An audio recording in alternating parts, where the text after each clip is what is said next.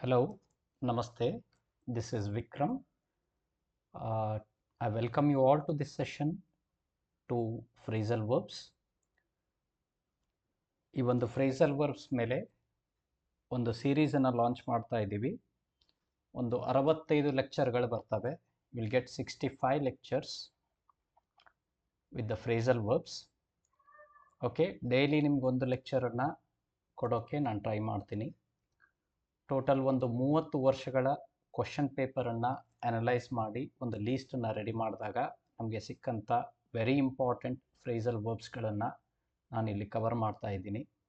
So ಈ phrasal ವರ್ಬ್ಸನ್ನು ಡೈರೆಕ್ಟಾಗಿ start ಮಾಡೋಕ್ಕಿಂತ ಮುಂಚಿತವಾಗಿ ಇದರ ಬಗ್ಗೆ ಒಂದಿಷ್ಟು ಇಂಟ್ರೊಡಕ್ಷನ್ ವಿಡಿಯೋನ ಮಾಡೋಣ ಅಂತ ತಿಳ್ಕೊಂಡು ಇದರ ಬಗ್ಗೆ ಒಂದು ಸಣ್ಣ video, it's an introduction video for to phrasal verbs. Okay, so for all the competitive exams like UPSC, KPSC, SSC, Staff Selection Commission, in IBPS, NDA, GRE, CAT ಮತ್ತು ZAT ಅಲ್ಲಿ ಮಿನಿಮಮ್ ನಿಮಗೆ 2ರಿಂದ 3 ಮಾರ್ಕ್ಸ್ ನಿಮಗೆ ಈ phrasal verbs ಮೇಲೆ ಇದ್ದೇ ಇರ್ತವೆ ಮತ್ತು ಇದು ವೆಕ್ಯಾಬ್ಯುಲರಿ ಸೆಕ್ಷನಲ್ಲಿ ಕವರ್ ಆಗಿರುತ್ತೆ. And using phrasal verbs will also help you to improve your language. ಅದು ಹೇಗೆ ಎತ್ತ ಅನ್ನೋದು ನಾನು ನಿಮಗೆ ಈ ಬರೋ ಲೆಕ್ಚರಲ್ಲಿ ಕವರ್ ಮಾಡ್ತೀನಿ. ಈ ಲೆಕ್ಚರಲ್ಲಿ ಏನಿರುತ್ತೆ ಅಂತಂದರೆ what is phrasal verbs, phrasal verbs ಅಂದರೆ ಏನು ಮತ್ತು ಎಲ್ಲಿ ಯೂಸ್ ಮಾಡ್ತೀವಿ, ಹೌ, ಹೇಗೆ ಮತ್ತು ಎಲ್ಲಿ ಅನ್ನೋದ್ರ ಬಗ್ಗೆನೂ ಕೂಡ ಇಲ್ಲಿ ನಾನು ಹೇಳ್ತಾ ಇದ್ದೀನಿ. ಮತ್ತು ಫ್ರೇಸಲ್ ವರ್ಬ್ಸನ್ನು ಯಾಕೆ ನಾವು ಯೂಸ್ ಮಾಡ್ತೀವಿ ಅನ್ನೋದ್ರ ಬಗ್ಗೆನೂ ಕೂಡ ಇದರಲ್ಲಿರುತ್ತೆ. ಸೊ ಹೀಗಾಗಿ ಈ ಲೆಕ್ಚರನ್ನು ತಂದಿರೋದು. So we'll straight away start with what do you mean by phrasal verbs, and even let us see some sentences regarding phrasal verbs. So ಈ ಲೆಕ್ಚರ್ ಬಂದು ಇಂಗ್ಲೀಷ್ ಮತ್ತು ಕನ್ನಡದಲ್ಲೂ ಇರುತ್ತೆ. ಸಾಧ್ಯವಾದಷ್ಟು ನಾನು ಕನ್ನಡದಲ್ಲಿ ಹೇಳೋಕ್ಕೆ ಟ್ರೈ ಮಾಡ್ತೀನಿ. Though we are moreover we are into what learning English. So that's what ನಾನು ಯೂಶ್ವಲಿ ಪ್ರಿಫರ್ ಮಾಡೋದು, ಇಂಗ್ಲೀಷ್ ಲ್ಯಾಂಗ್ವೇಜನ್ನೇ ನಾನು ಇಲ್ಲಿ ಪ್ರಿಫರ್ ಮಾಡ್ತಾ ಇರೋದು. ಬಟ್ ನೋ ಡೌಟ್ ಎಲ್ಲೆಲ್ಲಿ ಕನ್ನಡ ಬೇಕಾಗುತ್ತೋ ಅಲ್ಲೆಲ್ಲಿ ನಾನು ಕನ್ನಡನ ಯೂಸ್ ಮಾಡೋದಕ್ಕೆ ಟ್ರೈ ಮಾಡ್ತೀನಿ ಕೂಡ. Right? Okay, let us see. ನಾವು look at the sentences here. He gave up smoking a week ago. She goes on to explain the things ಅಂತ 2 ಸೆಂಟೆನ್ಸ್ಗಳಿದ್ದಾವೆ. ಸೊ ಫ್ರೇಸಲ್ ವರ್ಬ್ಸ್ ಅನ್ನೋದ್ರ ಬಗ್ಗೆ ನಾನು ಇಲ್ಲಿ ನಿಮಗೆ ಹೇಳಿದೆ. ಸೊ ಈ ಫ್ರೇಸಲ್ ವರ್ಬ್ ಅಂತ ನೀವು ನೋಡಿದಾಗ ಒಂದೇನು ಹೇಳ್ಬೋದಪ್ಪ ಅಂತಂದರೆ ಇಲ್ಲಿ 2 ರೀತಿಯಾದಂಥ ಕಾಂಬಿನೇಷನ್ಗಳು ವರ್ಕ್ ಆಗ್ತವೆ. ಒಂದು ಏನಪ್ಪ ಅಂತಂದರೆ ವರ್ಬು ಮತ್ತು ಪ್ರಿಪೋಸಿಷನ್. ಒಂದು ವರ್ಬ್ ಇರುತ್ತೆ ಮತ್ತು ಅದಕ್ಕೆ ಅನುಗುಣವಾಗಿ ಒಂದು ಪ್ರಿಪೋಸಿಷನ್ ಇರುತ್ತೆ. ಸೊ ವರ್ಬು ಮತ್ತು ಪ್ರಿಪೋಸಿಷನ್. ಮತ್ತು ಇನ್ನೊಂದು ಕಾಂಬಿನೇಷನ್ ಏನಪ್ಪ ಅಂದರೆ ವರ್ಬ್ ಮತ್ತು ಅಡ್ವರ್ಬು ಕೂಡ ಕೆಲವು ಕಡೆ ಯೂಸ್ ಮಾಡ್ತೀವಿ. ಸೊ ಈ 2 ಕಾಂಬಿನೇಷನ್ಗಳನ್ನು ನಾವು ಫ್ರೇಸಲ್ ವರ್ಬ್ಸ್ ಅಂತ ಹೇಳೋದು. ಇದನ್ನು ಇನ್ನೊಂದು ರೀತಿಯಿಂದ ಹೇಳೋದಾದರೆ ವರ್ಬಲ್ ಫ್ರೇಸಸ್ ಅಂತಲೂ ಕೂಡ ಹೇಳ್ತಾರೆ. ಏನಪ್ಪ? Verbal phrases. We also call them as what? Verbal phrases are preposition verbs ಅಂತಲೂ ಕೂಡ ಹೇಳ್ತೀವಿ. ರೈಟ್? Verbal phrases. ನಾವು ಲುಕ್ ಎಟ್ ಹಿಯರ್. ಇಲ್ಲಿ ಕಾಂಬಿನೇಷನ್ ಏನು ಹೇಳಿದೆ ನಾನು? ವರ್ಬ್ ಮತ್ತು ಪ್ರಿಪೋಸಿಷನ್ ಕಾಮನ್ ಆಗಿ ಯೂಸ್ ಆಗುತ್ತೆ ಅಂತ ಹೇಳಿದೆ. ಸೊ ಮತ್ತು ವರ್ಬು ಮತ್ತು ಏನಾಗುತ್ತೆ? ಅಡ್ವರ್ಬು ಕೂಡ ಇರುತ್ತೆ. ಇಲ್ಲಿ ನೋಡಿ, ಈ ಸೆಂಟೆನ್ಸಲ್ಲಿ ಗೇವ್ ಅಪ್ ಅಂತ ಇದೆ. ಇದನ್ನು ನೀವು ಲಿಟ್ರಲ್ ಕನ್ನಡ ಮೀನಿಂಗನ್ನು ತಗೊಂಡ್ರೆ ಯಾವ ರೀತಿ ಆಗುತ್ತೆ ಅನ್ನೋದನ್ನು ನೋಡೋಣ. ಈಗ ಗೇವ್ ಅನ್ನೋದನ್ನು ಮೇಲೆ ಅಂತ ಹೇಳ್ತೀವಿ, ಕೊಡು ಅಂತ ಹೇಳ್ತೀವಿ, ಮತ್ತು ಅಪ್ ಅನ್ನೋದನ್ನು ಮೇಲೆ ಅಂತ ಹೇಳ್ತೀವಿ. ಫಾರ್ ಎಕ್ಸಾಂಪಲ್, ಮೇಲೆ ಕೊಡು ಅಂತ ಹೇಳ್ತೀವಿ ನಾವು. ಓಕೆ, ಸೊ ಆ್ಯಕ್ಚುಲ್ ಆಗಿ ಇದನ್ನು ನೀವು ಟ್ರಾನ್ಸ್ಲೇಟ್ ಮಾಡಿದಾಗ ಮೇಲೆ ಕೊಡು ಅನ್ನೋದನ್ನು ಮೀನಿಂಗ್ ಇರಲ್ಲ. ಇದರ ಲಿಟ್ರಲ್ ಮೀನಿಂಗ್ ಇರಲ್ಲ. ಇದರ ಹಿಂದ್ಗಡೆ ಮತ್ತೊಂದು ಮೀನಿಂಗ್ ಇರುತ್ತೆ, ಅಡಗಿರುತ್ತೆ. ಅದನ್ನು ನಾವು ಏನಂತ ಹೇಳ್ತೀವಿ? ಫ್ರೇಸಲ್ ವರ್ಬ್ಸ್ ಅಂತ ಹೇಳೋದು. ಓಕೆ, ಸೊ ಇದನ್ನು ನಾವು ಇಂಗ್ಲೀಷಲ್ಲಿ ಹೇಳೋದಾದರೆ the meaning of this combination of verb and preposition is different from the initial meaning of the verb. ಈ ವರ್ಬಿನ ಮೀನಿಂಗ್ ಏನಿರುತ್ತೆ ಲಿಟ್ರಲ್ ಟ್ರಾನ್ಸ್ಲೇಟೆಡ್ ಮೀನಿಂಗ್ಗಿಂತ ಇದು ಬೇರೆ ಇರುತ್ತೆ ಅಂತ ಹೇಳ್ತೀವಿ. ಓಕೆ, ಸೊ ಇಲ್ಲಿ ಆ್ಯಕ್ಚುಲ್ ಆಗಿ ಮೇಲೆ ಕೊಡು ಅಂತನೂ ಆಗಲ್ಲ ಅಥವಾ ಮೇಲೆ ಹೋಗು ಅಂತನೂ ಆಗಲ್ಲ. ಮೇಲೆ ಹೋಗು ಅಂತನೂ ಆಗಲ್ಲ. ಓಕೆ, ಇಲ್ಲಿ ಏನಾಗುತ್ತೆ ಹಂಗಂದ್ರೆ, ಇಲ್ಲಿ ಏನಾಗುತ್ತೆ ಅಂತಂದ್ರೆ ಕನ್ನಡದಲ್ಲಿ ಹೇಳೋದಾದ್ರೆ ಬಿಟ್ಟು ಕೊಡು ಅಂತ ಹೇಳ್ತೀವಿ ನಾವು. ಇದನ್ನ ಏನಂತ ಹೇಳ್ತೀವಿ? ಬಿಟ್ಟು ಕೊಡು. ಬಿಟ್ಟು ಕೊಡು ಅಂತ ಹೇಳ್ತೀವಿ. ಒಂದು ಮತ್ತೊಂದು ಏನು ಹೇಳ್ತೀವಿ ಅಂತಂದ್ರೆ ಮುಂದುವರಿಸು ಅಂತನೂ ಕೂಡ ಒಂದು ಕಡೆ ಹೇಳ್ತೀವಿ. ಮುಂದುವರಿಸು. ಓಕೆ, ಮುಂದುವರಿಸು. ಈಗ ಗೋಸ್ ಆನ್ ಅಂತ ಅಂದ್ರೆ ಮೇಲೆ ಹೋಗು ಅಂತ ಹೇಳಲ್ಲ, ಅದನ್ನ ಏನಂತ ಹೇಳ್ತೀವಿ? ಮುಂದುವರಿಸು ಅಂತ ಹೇಳ್ತೀವಿ. ಕನ್ನಡದಲ್ಲಿ gave up or give up ಅಂತ ಅಂತಂದಾಗ ಇದನ್ನ ಬಿಟ್ಟು ಕೊಡು ಅಂತ ಹೇಳ್ತೀವಿ ನಾವು. ಇದನ್ನ ಇಂಗ್ಲಿಷಲ್ಲಿ ಹೇಳೋದಾದ್ರೆ ನಾವು ಹೇಳೋದೇನಪ್ಪ ಅಂದ್ರೆ ಇದನ್ನ ಅಬ್ಯಾಂಡನ್ ಅಂತ ಹೇಳ್ತಾರೆ. ಏನಿದು? ಅಬ್ಯಾಂಡನ್ ಅಂದ್ರೆ ಮಧ್ಯದಲ್ಲೇ ಅದನ್ನ ನಾವು ಬಿಡೋದಕ್ಕೆ ಏನಂತ ಹೇಳ್ತೀವಿ? ಅಬ್ಯಾಂಡನ್ ಅಂತ ಹೇಳ್ತೀವಿ, ಅಥವಾ ಲೂಸ್ ಹೋಪ್ ಆಫ್ ಅಂತ ಹೇಳ್ತೀವಿ ನಾವು. Right? So this is the actual meaning of what gave up. And the next one is ಮುಂದುವರಿಸು ಅನ್ನೋದನ್ನ ಏನು ಹೇಳ್ತೀವಿ? ಕಂಟಿನ್ಯೂ. ಕಂಟಿನ್ಯೂ. ಓಕೆ, ಕಂಟಿನ್ಯೂ ಅನ್ನೋದನ್ನ ನಾವು ಇಲ್ಲಿ ಏನಂತ ಹೇಳ್ಬೋದು? ಗೋಸ್ ಆನ್ ಅಂತ ಹೇಳ್ತೀವಿ, ಅಥವಾ ಹ್ಯಾಪನ್ ಅಥವಾ ಹ್ಯಾಪನ್. ನೋಡಿ, ಫ್ರೇಸಲ್ ವರ್ಬ್ಸಿಗೆ ಒಂದು ಅಥವಾ ಎರಡು ಮೀನಿಂಗ್ಗಳು ಇದ್ದೇ ಇರ್ತವೆ, 2ರಿಂದ 3 ಮೀನಿಂಗ್ಗಳೂ ಇರ್ತವೆ. ಓಕೆ, ಇಲ್ಲಿ ಗೋಸ್ ಆನ್ ಅನ್ನೋದನ್ನ 2 ರೀತಿಯಾಗಿ ನಾವು ಇಲ್ಲಿ ಹೇಳ್ಬೋದು. ಏನಪ್ಪಾ ಅಂತಂದ್ರೆ, ಒಂದನ್ನ ನಾನೇನು ಹೇಳಿದೆ? ಕಂಟಿನ್ಯೂ ಅಂತ ಹೇಳಿದೆ. ಇನ್ನೊಂದನ್ನ ಏನು ಹೇಳಿದೆ? ಹ್ಯಾಪನ್ ಅಂತ ಹೇಳಿದೆ. ಓಕೆ, ಅದು ನಿಮಗೆ ಬರ್ತಕ್ಕಂಥ ನೆಕ್ಸ್ಟ್ ಲೆಕ್ಚರ್ಗಳಲ್ಲಿ ಕವರ್ ಮಾಡ್ತೀನಿ. ಒಂದು ಫ್ರೇಸಲ್ ವರ್ಬ್ಸ್ ಕೊಟ್ಟಾಗ ಅದರ ಮೀನಿಂಗ್ಗಳನ್ನ ಹೇಳಿ ಅದನ್ನ ಹೇಗೆ ನಾವು ಒಂದು ಸೆಂಟೆನ್ಸಲ್ಲಿ ಬಳಸ್ತೀವಿ ಅನ್ನೋದನ್ನು ಕೂಡ ಇಲ್ಲಿ ನಿಮಗೆ ಹೇಳ್ತಾ ಹೋಗ್ತೀನಿ. ಓಕೆ, ಸೊ ಇದನ್ನ ನಾವೇನಂತ ಹೇಳ್ತೀವಿ? ಫ್ರೇಸಲ್ ವರ್ಬ್ ಅಂತ ಹೇಳ್ತೀವಿ. ಫ್ರೇಸಲ್ ವರ್ಬ್ ಅಂತಂದ್ರೆ it's A combination of verb plus preposition, verb plus adverb. ಒಂದಕ್ಕಿಂತ ಹೆಚ್ಚು ಮೀನಿಂಗ್ಗಳು ಕೂಡ ಇರ್ತವೆ. ಇಲ್ಲಿ ಒಂದಿದೆ, ಮತ್ತೊಂದು ಎರಡನೇದು ಮೀನಿಂಗ್ ಈ ತರ ಇದೆ, continue or happen. Now let us see what is phrasal verb. Now look at here, what is phrasal verb? So a phrasal verb is a phrase that combines a verb with a preposition or adverb or both. ಕೆಲವೊಮ್ಮೆ ಏನಾಗುತ್ತೆ? ಅಡ್ವರ್ಬು ಇರುತ್ತೆ, preposition ಇರುತ್ತೆ, to create a new word with a different meaning. ಆಗಲೇ ಹೇಳ್ದಂಗೆ ಅದರ literal meaning ಇರಲ್ಲ, ಅದರದ್ದು ಬೇರೆ ಮೀನಿಂಗ್ ಇರುತ್ತೆ. Okay, than individual words. Okay, for example pick up ಅನ್ನೋದನ್ನ ನೀವು ಕನ್ನಡದಲ್ಲಿ ಇದನ್ನು ಟ್ರಾನ್ಸ್ಲೇಟ್ ಮಾಡಿದಾಗ ಬೇರೆ ರೀತಿಯಾದಂಥ ಲಿಟ್ರಲ್ ಮೀನಿಂಗ್ ಬರುತ್ತೆ. ಅದನ್ನ ನಾವು ಇಂಗ್ಲೀಷಲ್ಲಿ ಏನಂತ ಹೇಳ್ಬೋದು? ಗ್ರ್ಯಾಬ್ ಅಂತ ಹೇಳ್ಬೋದು, ಅಥವಾ ಲಿಫ್ಟ್ ಅಂತ ಹೇಳ್ಬೋದು. ಮೇಲೆ ಎತ್ತೋದಕ್ಕೂ ಕೂಡ ಅದನ್ನ ಲಿಫ್ಟ್ ಅಂತ ಹೇಳ್ತೀವಿ. ಒಂದು ಈ ಥರ ಗ್ರ್ಯಾಬ್ ಹಿಡ್ಕೊಳೋದಕ್ಕೂ ಕೂಡ ನಾವು ಪಿಕಪ್ ಅಂತ ಹೇಳ್ತೀವಿ. ಓಕೆ, ಸೊ ಪಿಕ್ ಅಂತಂದರೆ ಚೂಸ್ ಮಾಡೋದು, ಅಪ್ ಅಂತಂದರೆ ಮೇಲೆ ಅನ್ನೋದು ಮೀನಿಂಗ್ ಆಗಲ್ಲ ಇಲ್ಲಿ, which is different from the meaning of pick and up on their own. Okay, so ಇಲ್ಲಿ ಮೇಲೆ ಕೊಡು ಅನ್ನೋದು ಹೇಗಿದೆ ಅಲ್ಲ, ಅದೇ ರೀತಿಯಾಗಿ ಪಿಕಪ್ ಅನ್ನೋದು ಏನಾಗುತ್ತೆ? ಇಲ್ಲಿ ಗ್ರ್ಯಾಬ್ ಅಥವಾ ಹಿಡ್ಕೊಳೋದು ಅಥವಾ ಲಿಫ್ಟ್ ಮಾಡೋದು, ಮೇಲೆ ಎತ್ತೋದಕ್ಕೆ ನಾವು ಅಂತ ಹೇಳ್ತೀವಿ ಪಿಕಪ್ ಅಂತಂದನ್ನ ಯೂಸ್ ಮಾಡ್ತೀವಿ.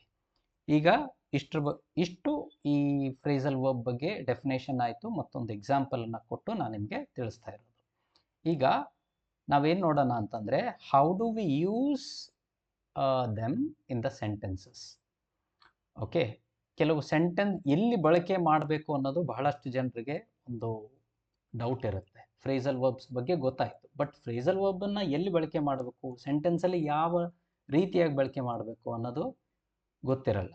ನೋಡ್ರಿ, ವೆರಿ ಸಿಂಪಲ್. ಏನಪ್ಪ ಅಂತಂದರೆ, ನಮಗೆ ಈ ಫಾರ್ಮುಲಾಗಳು ಗೊತ್ತು, ಸಬ್ಜೆಕ್ಟ್, ವರ್ಬ್ ಮತ್ತು ಆಬ್ಜೆಕ್ಟ್. ಹಾಗೆ subject, helping verb plus again verb, main verb plus object. ಅದೇ ರೀತಿಯಾಗಿ ಮಾಡಲ್ ವರ್ಬ್ ಬರುತ್ತೆ, ವರ್ಬ್ ಬರುತ್ತೆ, ಆಬ್ಜೆಕ್ಟ್ ಬರುತ್ತೆ. ಈ ವರ್ಬ್ ಯಾವ ಜಾಗದಲ್ಲಿ ಇರುತ್ತೋ ಆ ಜಾಗದಲ್ಲಿ ಸಿಂಪಲ್ ಆಗಿ ನಾವು ಏನಂತ ಯೂಸ್ ಮಾಡ್ತೀವಿ? ಫ್ರೇಸಲ್ ವರ್ಬ್ನ ಯೂಸ್ ಮಾಡ್ತೀವಿ. ಓಕೆ, ಓಕೆ, ನಾವು ಇದನ್ನು ಒಂದು ಸೆಂಟೆನ್ಸಲ್ಲಿ ಬರೆಯೋಕ್ಕೆ ನೋಡೋಣ. ಸೊ ಗೇವ್ ಅಪ್ ಅನ್ನೋದನ್ನೇ ನಾನು ಡಿಫ್ರೆಂಟ್ ಆದಂಥ ಫಾರ್ಮುಲಾದಲ್ಲಿ ಬರಿತಾ ಇದ್ದೀನಿ. Okay, for example, she gave up the competition. She gave up the competition in the last Olympic. So ಒಂದು ಮೊನ್ನೆ ಏನಾಯಿತು ಅಂತಂದರೆ, ಒಬ್ಬ ವ್ರೆಸ್ಲರ್, ನಮ್ಮ ಭಾರತ ದೇಶದಿಂದ ರೆಪ್ರೆಸೆಂಟ್ ಮಾಡ್ತಕ್ಕಂಥ ಒಬ್ಬ ವ್ರೆಸ್ಲರ್ಗೆ ಏನಾಯಿತು, ಅಲ್ಲಿ ಬಿಕಾಸ್ ಆಫ್ ಸಮ್ ವೆಯ್ಟ್ ಪ್ರಾಬ್ಲಮಿಂದ ಅವಳು, ದೋ she was qualified for the last round, ಅವಳನ್ನು ಡಿಸ್ಕ್ವಾಲಿಫೈ ಮಾಡಬೇಕಾಯಿತು ಕಾರಣಾಂತರಗಳಿಂದ. ಬಟ್ ಅವಳಿಗೆ ಲಾಸ್ಟ್ ಅಂತ ಹೇಳಿಬಿಟ್ಟು ಅವಳು ಈ ಒಲಿಂಪಿಕ್ಕಲ್ಲೇ ನಾನು ಪಾರ್ಟಿಸಿಪೇಟ್ ಮಾಡಲ್ಲ ಬರ್ತಕ್ಕಂಥ ಒಲಿಂಪಿಕ್ಕಲ್ಲಿ ಅನ್ನೋದನ್ನು ಘೋಷಣೆ ಮಾಡಿದ್ಲು. ಸೊ ಅದೇ ಸೆಂಟೆನ್ಸನ್ನು ನಾನು ಇಲ್ಲಿ ಡಿಫ್ರೆಂಟಾಗಿ ತಗೋತಾ ಇದ್ದೀನಿ. She gave up the competition in the Olympic. Okay, and the same way ಇಲ್ಲಿ ಗೇವ್ ಅಪ್ ಅನ್ನೋದನ್ನು ನಾನು ಇಲ್ಲಿ ಮಾಡ್ತಾ ಇದ್ದೀನಿ. ಸಬ್ಜೆಕ್ಟ್ ಅನ್ನೋದು ಶಿ ಆಗುತ್ತೆ, ಮತ್ತು ಗೇವ್ ಅಪ್ ಅನ್ನೋದು ಇಲ್ಲಿ ವರ್ಬ್ ಜಾಗದಲ್ಲಿ ಬಂದಿದೆ. Other thing is what the predicate ಅಂತ ಹೇಳ್ಬೋದು. And the next thing is, ಇಲ್ಲಿ ಏನು ಹೇಳ್ತಾ ಇದೆ, ಸಬ್ಜೆಕ್ಟ್, ಹೆಲ್ಪಿಂಗ್ ವರ್ಬ್ ಮತ್ತು ವರ್ಬ್ ಬಂದಾಗ ಹೇಗೆ ಯೂಸ್ ಮಾಡಬೇಕು ಅನ್ನೋದನ್ನು ನೋಡೋಣ. The same sentence I am going to do here. She has given up. She has given up the competition. She has given up the competition in the Olympic.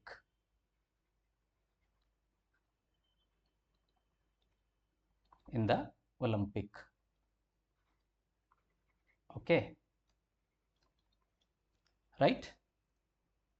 So just want to say what she gave up the competition in the last Olympic anta use ಮಾಡಬೇಕಾಗುತ್ತೆ to have better understanding, right?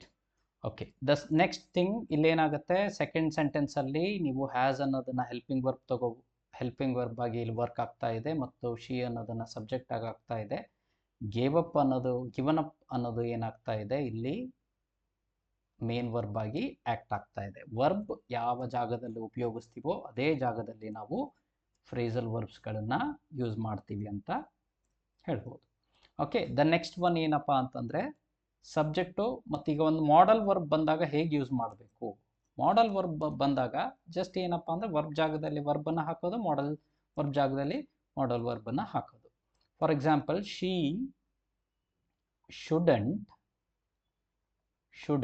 should not, or we say it shouldn't have given up the Olympic game. She shouldn't have given up the Olympic game. ಅವಳು ಕೊಡಬಾರ್ದಾಗಿತ್ತು ಅಂತ.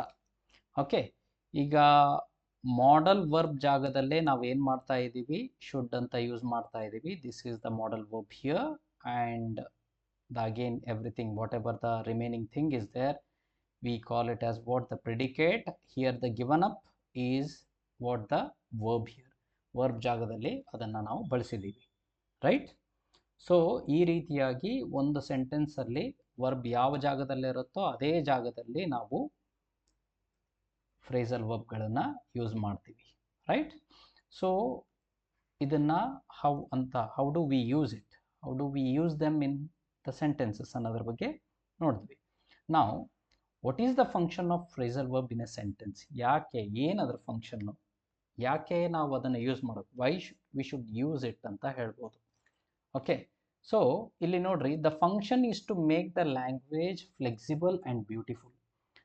So whenever you use phrasal verbs in your sentences, so you will beautify the sentence.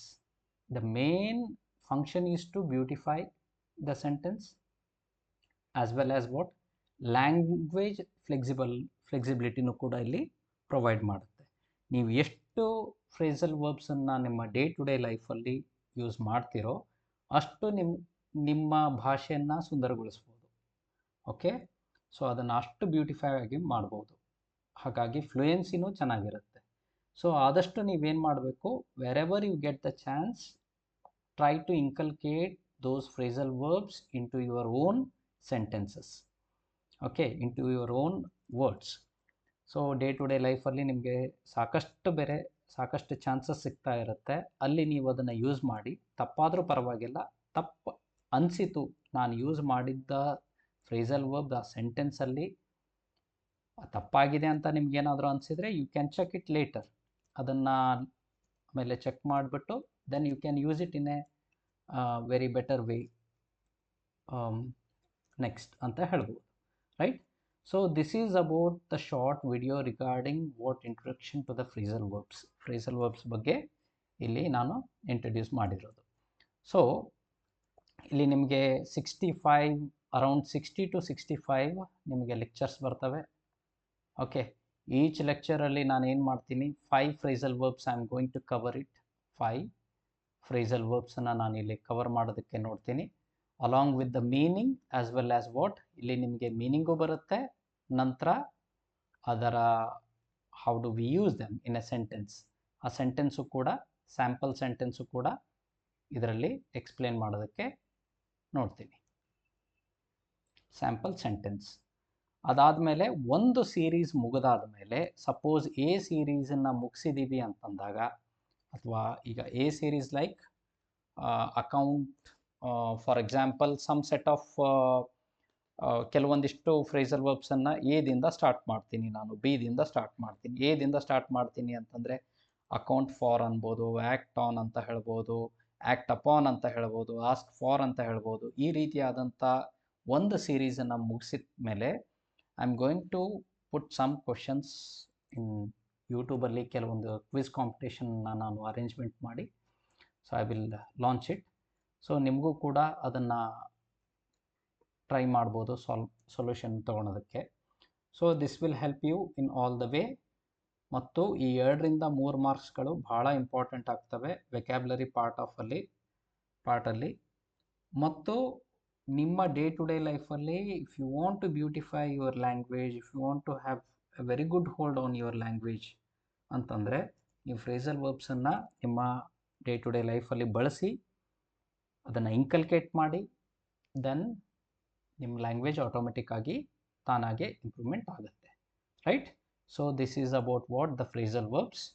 So ದಯವಿಟ್ಟು ಇದನ್ನು ವಿಡಿಯೋನ ಬೇರೆದವ್ರಿಗೂ share ಮಾಡಿ, ನಮ್ಮ ಚಾನಲನ್ನು subscribe ಮಾಡಿ. So thank you one and all. Signing of.